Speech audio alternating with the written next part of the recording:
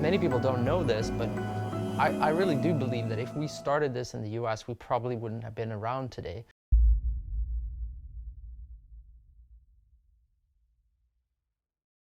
In a nutshell, it's hard to tell the story because there's a lot to it. Tech is really about at its heart what is going to happen next. Internet 1.0, had its sort of the curve, but here we would be in 2.0, and we needed to do something to build an ecosystem.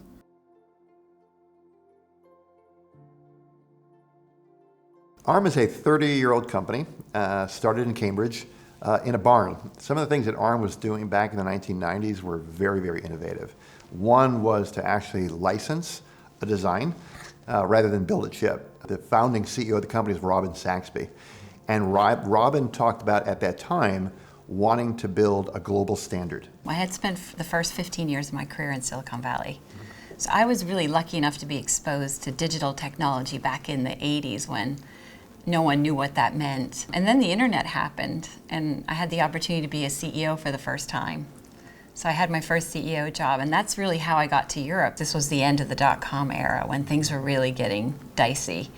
And the European tech, that existed in the 90s, in the dot-com era, completely wiped out. Very few companies survived. And people who were become entrepreneurs, tech entrepreneurs in the 90s, they went back to corporate jobs, or they become entrepreneurs in other sectors, but not tech.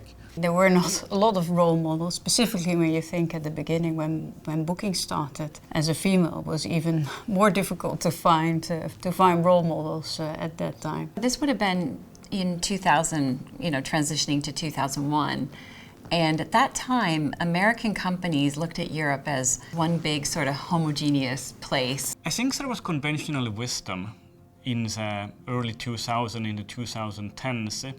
And the conventional wisdom was that you can only be successful if you build your startup in Silicon Valley. So there were a lot of investors at that time who were based out of the Valley who refused to fund companies unless they transplanted themselves. A lot of people were burned by the dot-com bust, and so just a general kind of negativity. But I think what's always interesting about conventional wisdom is the masses tend to have that.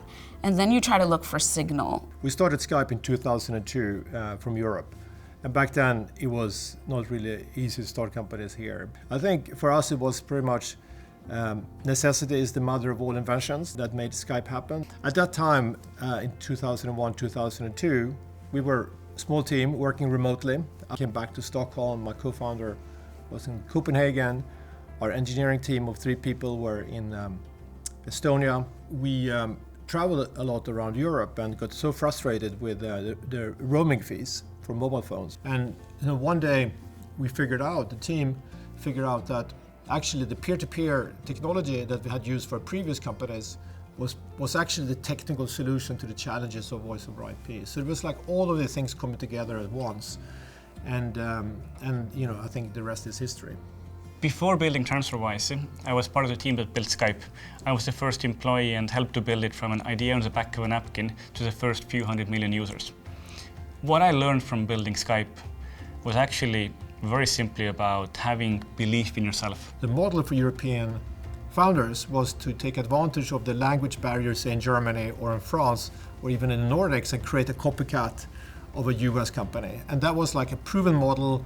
You had a small exit, maybe you sold to you created the German, auction site and you sold it to eBay or something like that. But we said we're going to build a global company and not copy something else. That was something that was not really commonplace at the time.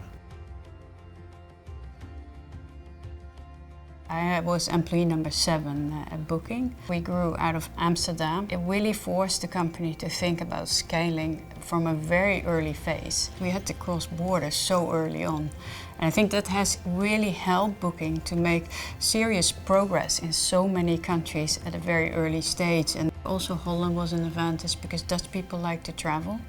So when you start in Holland and you follow demand, you start in the first place to follow Dutch people, which go everywhere in the world. So I think for a travel company that was quite an advantage. Well, first off, let's go all the way back to 2006. And the world looks very different back then to what it does now. So for instance, we had no Facebook, we had no YouTube, there was no smartphones, and many people didn't have broadband either. On top of it all, what started to happen, or what had happened then, is people started illegally pirating music. And so the entirety of the music industry, its global revenues had more than halved at that point in time. We started Spotify with the simple idea of having all the world's music available at your fingertips, and we thought that was a much better product than piracy. And if we could build a much better product, then we thought people would start paying for music again. 18 years later, we've now paid out this year alone more than $9 billion, which was pretty close to more than half or so of all the revenues the music industry was making at that time. And the music industry is now at an all-time high in terms of revenues and profits.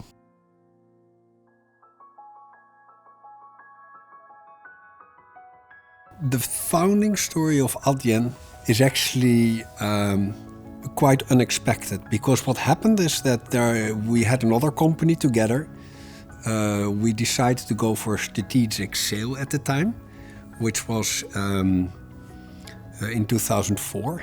That didn't really work out because we felt there was still so much to do that wasn't done, that we were up for having a company again. In 2006, I was having a sabbatical in Brazil.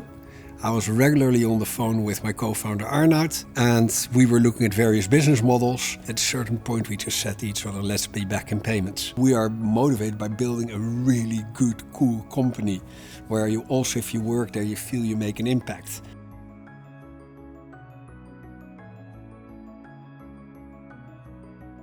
Martin, Alex, and I, as the three founders, we were working actually in a student-run consultancy here in Munich.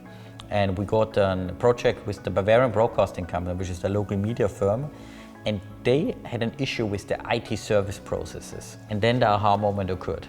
And we turned around the process from more than 5 days average resolution to less than 24 hours.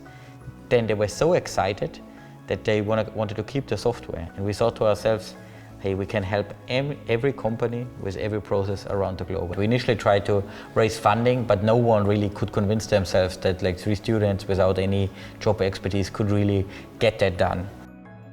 How do you go from 3 people to 3,000 and a lot of investors putting money into Celonis?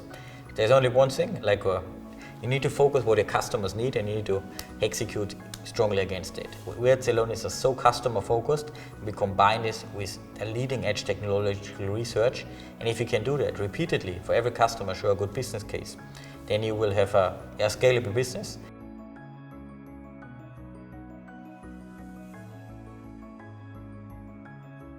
We were fortunate that it worked, but it was a watershed moment for European tech. We proved that it's possible to build a global tech company from Europe, but also to have a huge financial outcome. And that, I think it was important because that sent a pretty big signal to other founders that it's possible. I think that was really inspirational for us looking to create this United States of Europe, to say, actually innovation can happen everywhere across this continent. I think the realization of the potential of the European ecosystem for tech started when I was at Google. I think while I was there, we bought like 28 companies. And then whenever you see that kind of activity where, gosh, I start a company, a big company might want to buy me, there was a big, sort of explosion of startups at that point. Plus the companies like Google at that time, and then ultimately at Facebook when I was there, opened up their platform for developers.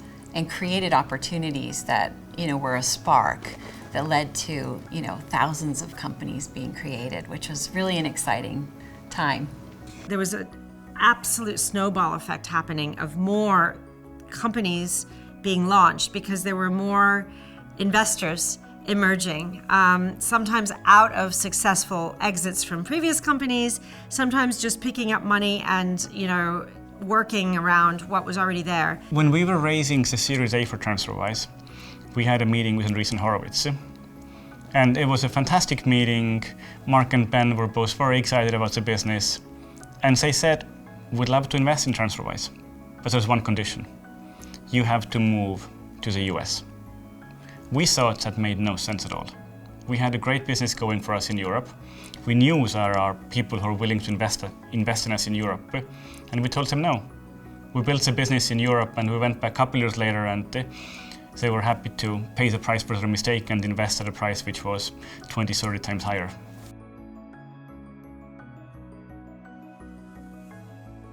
It all started with talent. I realized that I could have world-class talent that can be dedicated to this problem of making music more accessible to people. It's more common here for employees to stick longer to a company and make the company's success their career success. And therefore you can work through very complex problems and collect a lot of knowledge within the company. There's lots of other reasons why it turned out that Sweden actually was an amazing place to build this company. And many people don't know this, but I really do believe that if we started this in the US, we probably wouldn't have been around today. Because the benefit we had is that the music industry had fallen even further. It was around 80% in Sweden. So the incentives were the highest for the music industry to try something different in Sweden. And Sweden was such a small market that it enabled us to innovate on the model and build something very different and then go from there.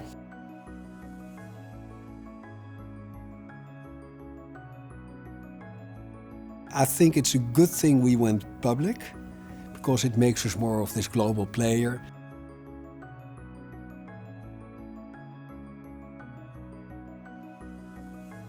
Europe has now started to see more successes. There are more unicorns, I don't like the name by the way, but there are more unicorns and there are more decacorns now than ever. And I think that shows a path that it is possible to build here in Europe.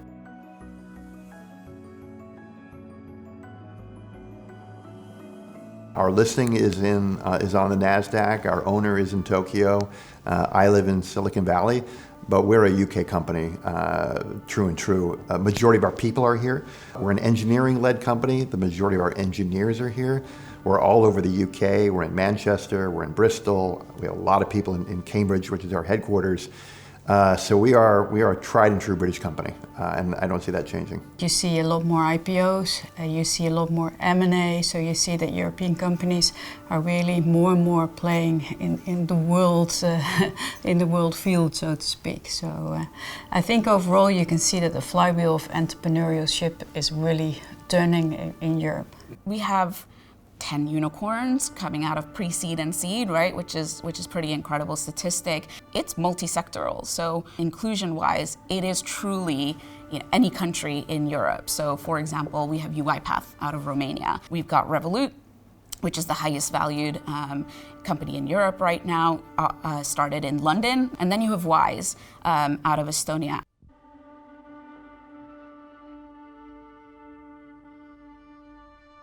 When we were building TransferWise, we knew from the beginnings that we will be a public company at some point. So for us, it was just a question of time and when do we get there in the journey.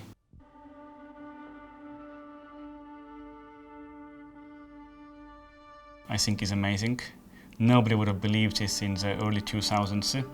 And the fact that we have a lot of these unicorns being profitable, fast-growing, iconic companies like Wise, like Spotify, like Adyen, I think that's something which we should be incredibly proud of. If you think about innovation, I think Europe clearly showed leadership in areas like fintech, deep tech, I think sustainability, but also you see that Europe is making big steps in quantum computing, in AI, robotics, biotech, supported by financing from Europe.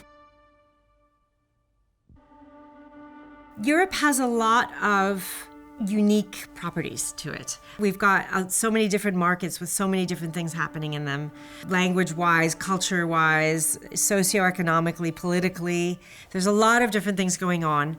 Regulation is pretty tough in Europe, and that sometimes might hinder how tech can grow.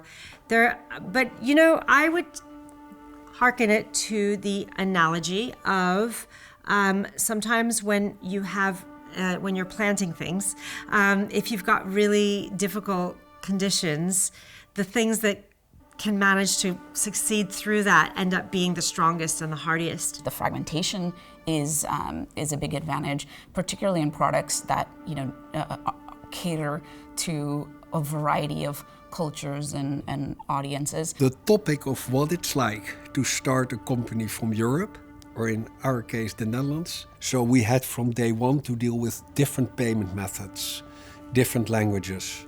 So then when you come to the US, where Visa, MasterCard, Amex were so dominant, it's then easy, one language. So yes, we were trained in doing way more difficult stuff. So that was our route in. We'll help you solving the rest of the world and not necessarily the domestic market. Then as we matured, that was our route in to say, maybe we should also show what we can do for your domestic market. Our success didn't start in 2006. Our success came a little bit later. We achieved break even in 2011. That's also when we started with our first real funding round, because we thought now the cards are ours. So we can more dictate a good term sheet rather than if you're in need of the money. I think every company has at least 3 near-death experiences. And so one of the big things that I counsel entrepreneurs on is really just that. You know you're going to go through these sort of near-death experiences. And that is normal, because what ends up happening is your instinct is, of course, to quit. But grit and perseverance, I think, is one of these traits that the greatest entrepreneurs end up having. I think perseverance is the big thing. I mean, ARM's a 30-year-old company. If you use revenue as a metric to measure success, it took us 20 years to get to $1 billion in revenue. It's a long time, but it only took us 10 years to get to $2 billion, and it took us a couple years to get to 3, and we'll be in $4 billion in 1 year. So a pretty rapid growth. So perseverance is really a key thing. And perseverance from the standpoint of entrenching in markets that you think are going to have growth over time. There's a great Hemingway quote that says, "Change happens gradually, then suddenly." And things typically take longer than you think they will, but they're probably larger in scale than you ever imagined.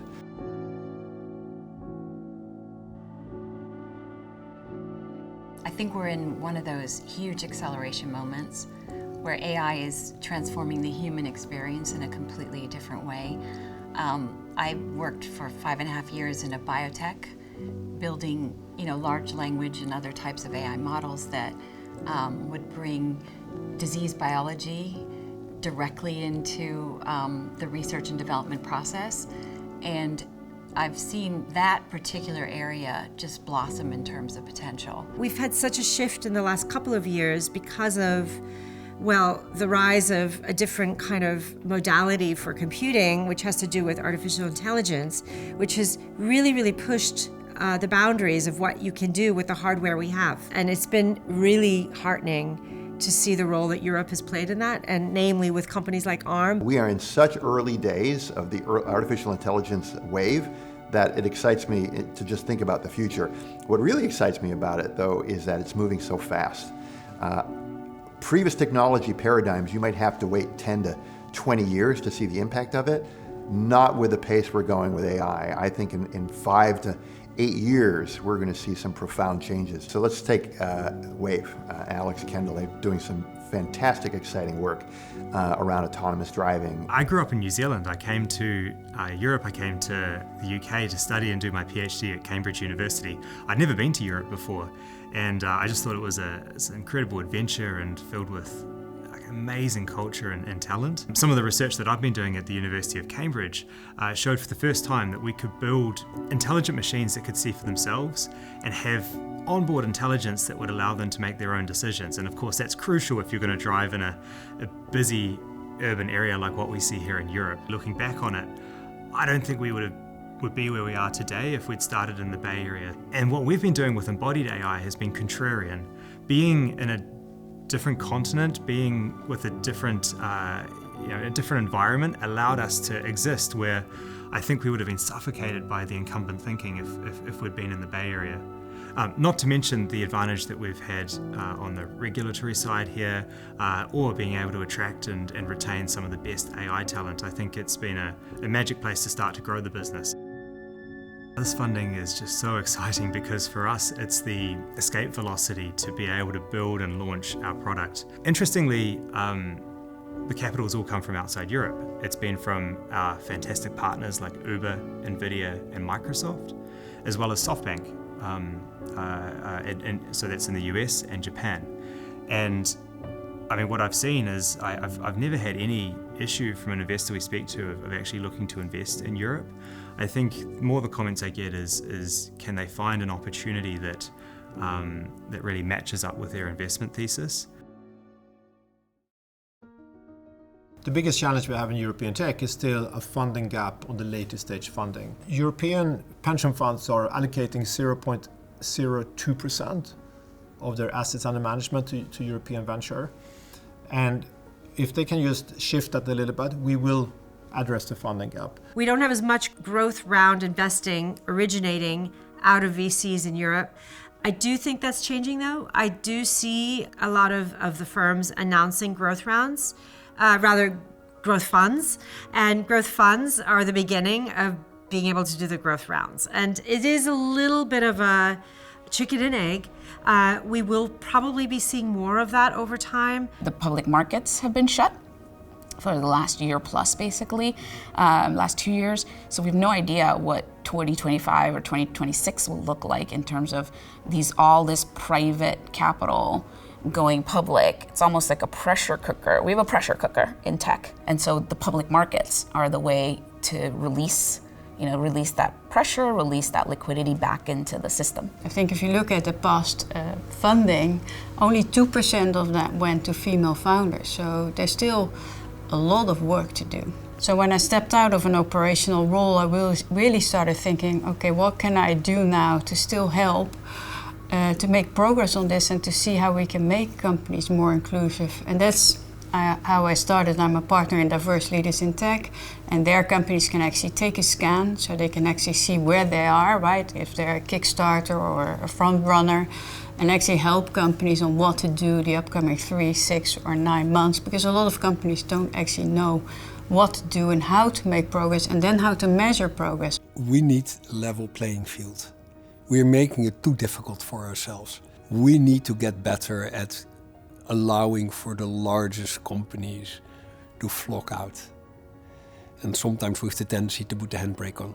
I think there's tons I'd love to see Europe do, and I think there's so much potential that's untapped right now. The first one is we need to see more ecosystem success and more more successful outcomes, in particular deep tech companies that can fuel the next generation. I think that needs to continue to grow, and we've seen that in earlier stage companies. We need to see that in the stage, I guess, beyond where Wave is today. Secondly, on the regulation side, we need to get the balance right, not over-regulate in Europe, but provide a space for innovation where we can lead the market and not have technologies come here later, come here when they're de-risked, but there needs to be leading innovation here. Third, there needs to be the right, incentive and tax structures for startups to succeed. One of the things I think that Europe is good at, and I think UK is quite good at, is incubating new technologies. Because if you think about what does it take in terms of an ecosystem to start a new wave of technologies, it's not just the scientists or the engineers, but it's the venture capitalists, the lawyers, the business planners. One of the unique things about Silicon Valley is just an ecosystem of all of those different players, if you will, whether it's around people who've done incubators or worked at separate companies, et cetera, et cetera. I think the more Europe can do to cultivate that will help. I think the UK is doing a lot in this space. I think we need to do more here, make it easier, and don't make a political statement here, but make it easier from a tax standpoint for founders to stay and incent them to develop their companies here, because it's not easy to get those things off the ground, but creating a fertile environment for incubation is really, really key. We have a lot of great ideas in Europe around how to think around culture, how to think about the society we want to build, the values that we have. I'm proud to be European, I really am. But one thing we can learn from America is the can-do attitude.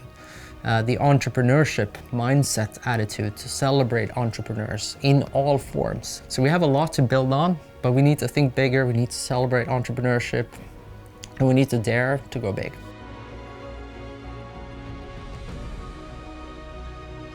I think the biggest positive change now is over the last 10 years is the flywheel of talent. That there's so many people who are coming back, starting companies, and they're being part of scale-ups. They go back and join another company.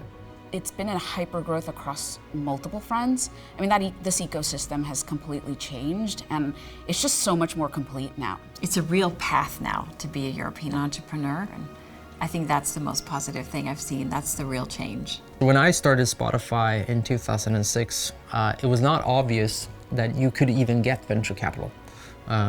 So it was not sort of, I didn't know about the concept. I learned about it sort of as I was pursuing this, and there were very few firms. And if you look at today, there's actually a plethora of different type of venture firms, all the way from super early stage to then, more growth stage VCs and so on and so forth.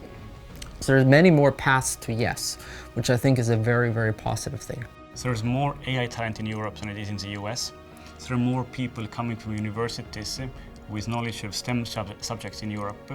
And if you look at European founders starting companies, it's again more than in the US. Over the last decade in European tech, we've seen extraordinary science come out of European universities, and starting to see it commercialized, that's just fantastic. I think the ecosystems are growing. We know the big hubs that we've had, for instance, in Berlin, London, Paris, even Amsterdam, but now you see places like Lisbon, Warsaw, Tallinn, so there's so many other places that are building these ecosystems that are so super crucial. It might sound strange, but I think we're still in very early days. Just take the hyperscalers, take also the accessibility of now, how easy it is to develop technology, and this is even before the advent of AI. I think we'll be really seeing across the globe, but I think particularly also in Europe and the strong startup hubs, a massive acceleration, because more and more teams and talents are really taking up the work on projects. They have a fertile environment. There is also an understanding what you can drive. I think it's very exciting. There is a lot of fundamental technology, foundational stuff being built here. Super talented people, lots of money, interesting companies, and attention. I mean, it's all happening here now, and it just didn't happen here before. That's the big change. Oh, in 10 years' time, I'd love to see multiple trillion-dollar companies here in Europe, and I want to see Wave to be one of those. What I sincerely hope and believe is that there will be already existing entrepreneurs that are already building their business today that will go that extra mile, not just in thinking bigger, but literally just staying longer in the game and just becoming better at their craft, because it does compound. And if so, I think Europe will have more super companies that the world looks to with envy, the same envy that a lot of us in Europe look at Silicon Valley today.